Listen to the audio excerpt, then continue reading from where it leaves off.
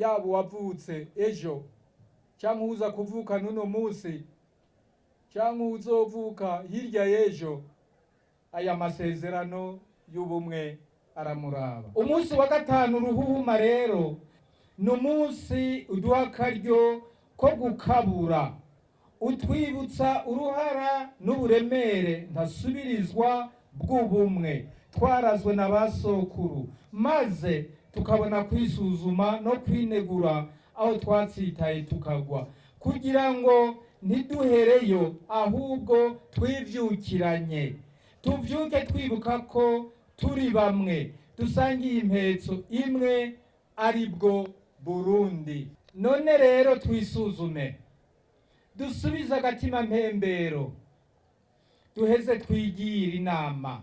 Uyu mwaka duhimbaje uyu munsi mukuru ku kivugo kivuga ngo indongozi nizo nkingi n'inkinzo y'ubumwe bwabo zirongoye, tubere abandi akarorero. Indongozi nizo nkingi n'inkinzo y'ubumwe bwabo zirongoye, tubere abandi akarorero. Dushimikiye ku ndongozi kubera ko twabonye neza nk'uko nabivuze ko atamwene gihugu ukwiwe agira amacakubiri. None wewe umuntu wo mukumira ngo umukurehe umushire hehe?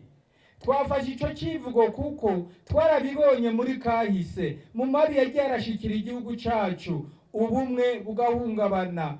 Ivyo kenshi bikaba vyava ku burongozi bubi bwacanishamwo abose rimwe mu kubanyisha abandi no kubakumira kubera gucambirwa ivyicaro. Indongozi ibereye itegerezwa kugira akarangamutima kibanga n'ibango, igaharanira inyungu z'igihugu ijejwe kurongora. Mvuze igihugu nshaka kuvuga abantu bakigize. N'indongozi ishobora kwihebera abandi ikabitangira, ikemera guheba inyungu zayo kugira ngo abijejwe bamererwe neza. Indongozi mu gihugu yigenza nk'umuvyeyi mwiza mu muryango. Uwugendera iryo banga n'akarangamutima k'indongozi nziza ategerezwa kwibaza ati, mbega iri hanga nashizwe imbere kugira ngo ndariyobore ndiko ndarijana he?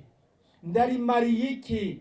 Inzira itazigura kandi itazimiza noricanamwo yoba iyihe? Inyishu nziza kandi itomoye y'ivyo bibazo iboneka mu gihe ufitiye urukundo igihugu cawe, abujejwe ukabegera ukamenya ingorane bafise, ivyifuzo vyabo n'iryo bagona.